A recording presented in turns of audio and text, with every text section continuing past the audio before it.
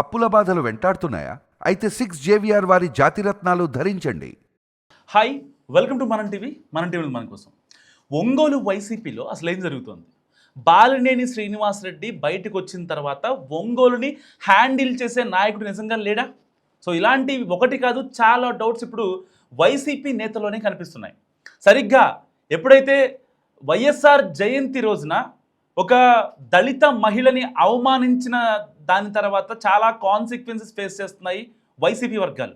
నిజంగా అక్కడ వైసీపీలో అంతా గజిబిజిగా మారిందా? పైకి నాయకులంతా ఒకటైనా కనిపిస్తున్నా లోపల మాత్రం లుకలకలు స్పష్టంగా ఉన్నాయి.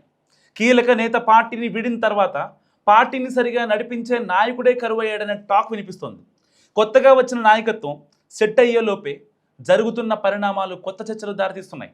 ముఖ్య నేతల సమీక్షలో మహిళా కార్యకర్తల సిగపట్లు పట్టేదాకా వెళ్ళింది పరిస్థితి. మరి ఇన్ఛార్జ్ తీరుపైన భిన్నాభిప్రాయాలు వ్యక్తమవుతున్నాయట. మరి ఇదంతా జరుగుతుంది ఎక్కడ? అక్కడి పరిణామాలపై వైసీపీ నాయకత్వం ఏం చేయబోతుంది? ప్రకాశం జిల్లా ఒంగోలు వైసీపీలో తాజాగా చోటు చేసుకున్న పరిణామాలు పార్టీలో ఇప్పుడు చర్చనీయాంశంగా మారాయి. వైఎస్ఆర్ జయంతి సందర్భంగా జిల్లా పార్టీ కార్యాలయంలో నిర్వహించిన కార్యక్రమంలో వర్గ విభేదాలు బయటపడ్డాయి. మహిళా కార్యకర్తల మధ్య మొదలైన వివాదం వారి వర్గీయులు రంగంలోకి దిగడంతో పార్టీ కార్యాలయం రణరంగాన్ని క్రియేట్ చేసింది. ప్రతిష్టాత్మకంగా నిర్వహించిన కార్యక్రమంలో జుట్లు పట్టుకొని పార్టీ ప్రతిష్టను మంట కలిపే అభిప్రాయం వ్యక్తమవుతోంది. సో ఈ గొడవను వైసీపీ అధిష్టానం చాలా సీరియస్గా తీసుకుంది. బాలినేని శ్రీనివాసరెడ్డి పార్టీని వీడిన తర్వాత ఇన్ఛార్జ్ బాధ్యతలను చుండూరి రవిబాబుకి అప్పగించింది వైసీపీ. సో బాధ్యతలు తీసుకున్నటి నుంచి సూపర్ అనేలా కాకపోయినా ఏదో మమ అనిపించేలా కార్యక్రమాలు చేస్తూ వస్తున్నారు రవిబాబు.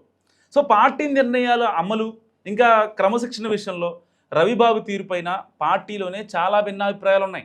అసలు ఇతను కరెక్టా కాదా, బాలినేని శ్రీనివాసరెడ్డి లాగా ఉంటాడా ఉండడా అనే అనుమానాలు కూడా ఈవెన్ జగన్లో ఉన్నాయి. సో పట్టు సాధించేందుకు పార్టీలో వర్గాలను ప్రోత్సహిస్తున్నారని పార్టీ నేతలే చెప్తున్నారు. అండ్ అభిప్రాయానికి భిన్నంగా వ్యవహరించిన వారిపై చర్యలు తీసుకునే ప్రయత్నాలు కూడా జరిగాయనే చర్చ ఒకవైపు సాగుతుండగా అలాంటిదేమీ లేదని ఆయన వర్గం చెబుతోంది. సో ఈ పరిణామాలే నేతలు రెండు వర్గాలుగా విడిపోవడానికి కారణమయ్యాయా అనే చర్చ కూడా జరుగుతుంది. తన మాట వినని వారిపై ఫిర్యాదులు చేయించి సస్పెండ్ చేయించడం, తన అనుచరులతో వార్నింగ్ ఇప్పించడం నుంచి చేయి చేసుకోవడం కూడా జరుగుతుందని పార్టీ వర్గాల్లో మాటలు వినిపిస్తున్నాయి. కారణాలు పూర్తిగా బయటకు రానప్పటికీ బాలినేని శ్రీనివాసరెడ్డితో టచ్లో ఉన్నారంటూ మహిళా నేతలు బుడుగు ఇందిర, ప్రమీలను సస్పెండ్ చేయించారని మరో వర్గం నేతలు ఆరోపిస్తున్నారు.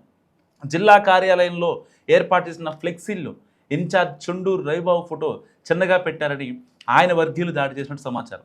సో కార్యక్రమాల్లో పాల్గొనేందుకు జిల్లా అధ్యక్షుడు సహా ఇతర ముఖ్య నేతలు కార్యాలయానికి వచ్చినా రవిబాబు సమయానికి రాకపోవడంతో ఆయన కోసం ఎదురు చూడాల్సిన పరిస్థితులు ఉన్నాయని కొందరు అసహనం వ్యక్తం చేస్తున్నారట.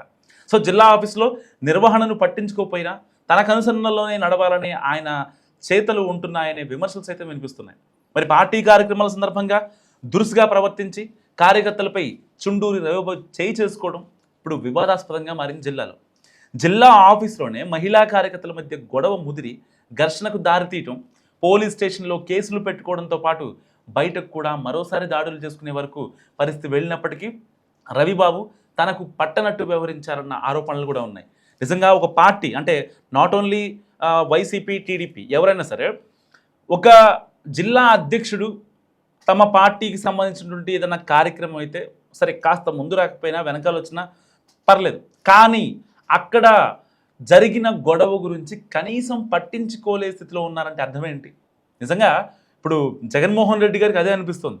అంటే పాతగా ఉన్నటువంటి ఎవరైతే బాలినేని శ్రీనివాసరెడ్డి గారు ఉన్నారో ఆయన ఉంటే ఇన్ని గొడవలు ఒంగోలులో వచ్చేవి కాదు కదా అనే అభిప్రాయం ఇప్పటికీ బలపడుతుంది. మరి మీరేమనుకుంటారు? మస్తు కామెంట్ చేయండి.